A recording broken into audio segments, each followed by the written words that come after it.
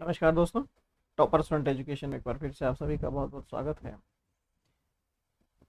कुछ बच्चों की क्वेरीज ऐसी है कि सर मान लीजिए हमें 1 जुलाई वाले बैच में एडमिशन लेना था बट हम लेट हो गए, और 1 जुलाई वाला बैच तो अब आपका फुल हो चुका है, उसमें तो नहीं है आपका, क्योंकि हमारे बैचेस बहुत बड़े वाले तो नहीं होते हैं, तो वो तो आपका ऑलमोस्ट फुल है। अब बच्चों का क्वेरी आता है कि सर अब नया बैच कब शुरू होगा, तो उसके ऊपर मुझे लगा कि एक क्लास बना दी जाए, ज़्यादा बेटर रहेगा आप सभी को, क्योंकि ऑलमोस्ट बहुत सारे बच्चों की क्वेरीज है।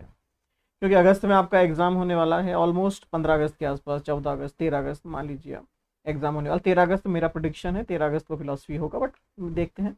तो अब कहना ये बच्चों का कि सर अभी हम क्लास ज्वाइन करें या फिर अगस्त का वेट करें या अगस्त के बाद ज्वाइन करें।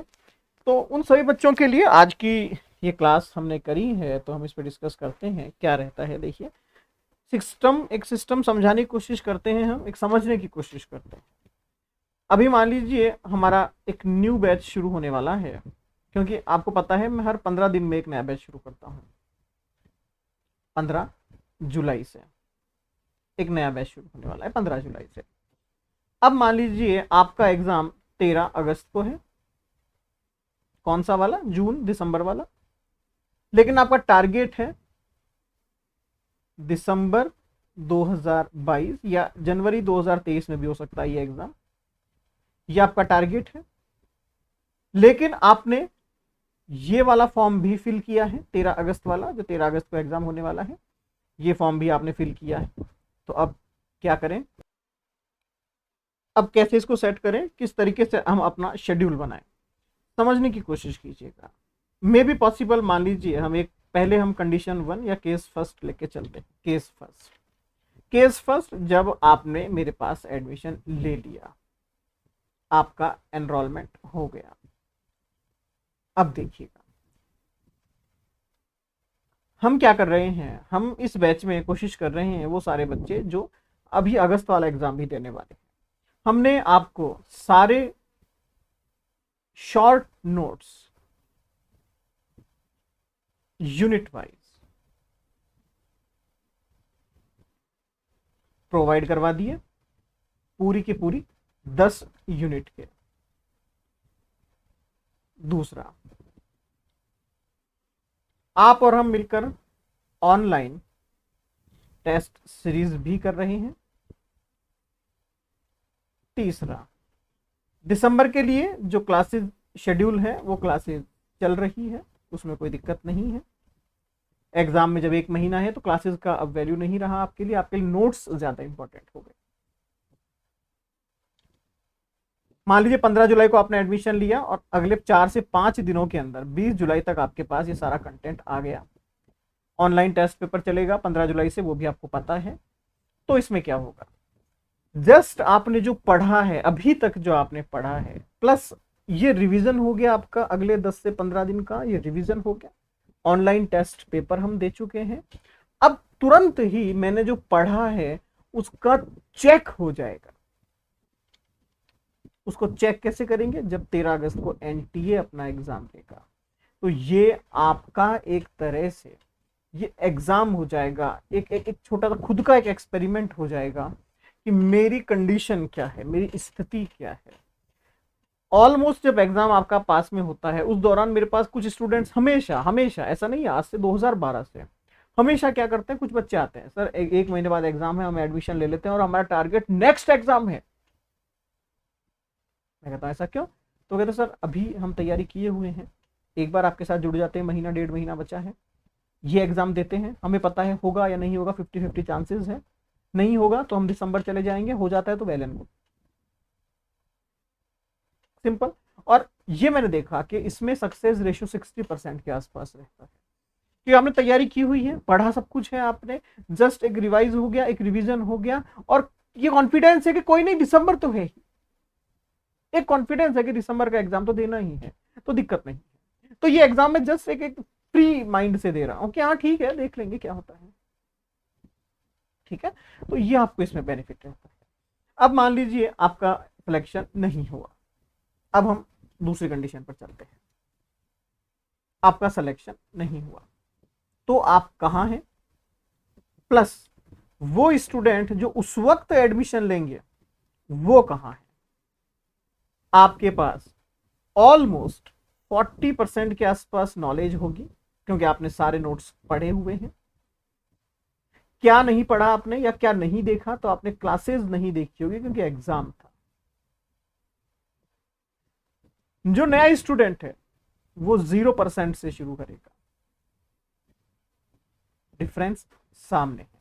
आप उससे 40% ज्यादा है, आप उससे 40% ज्यादा है, क्योंकि आपके पास नोट्स हैं, आपके पास क्वेश्चन पेपर्स हैं, आपने ऑनलाइन टेस्ट पेपर दिया है, आपने एक एनटीए का प्रॉपर एग्जाम फेस किया है।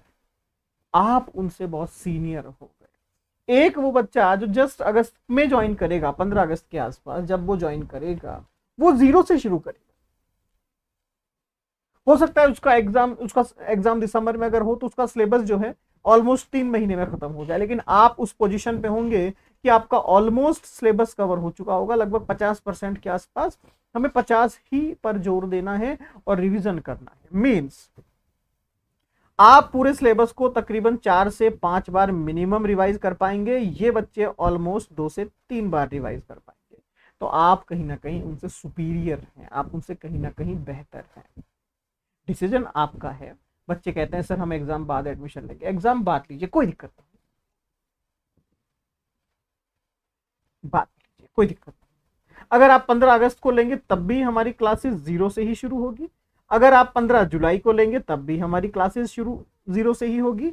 बट फायदा इतना सा है जुलाई वाले में एडमिशन लेने का कि जुलाई में अगर आप एडमिशन लेते हैं तो आप notes, study material, online test paper plus NTA का मेन एक एग्जाम आप फेस करेंगे। क्योंकि टारगेट आपका दिसंबर है, that's a different thing, but फिर भी उससे पहले मैं एक एग्जाम फेस कर चुका हूं एनटीए का।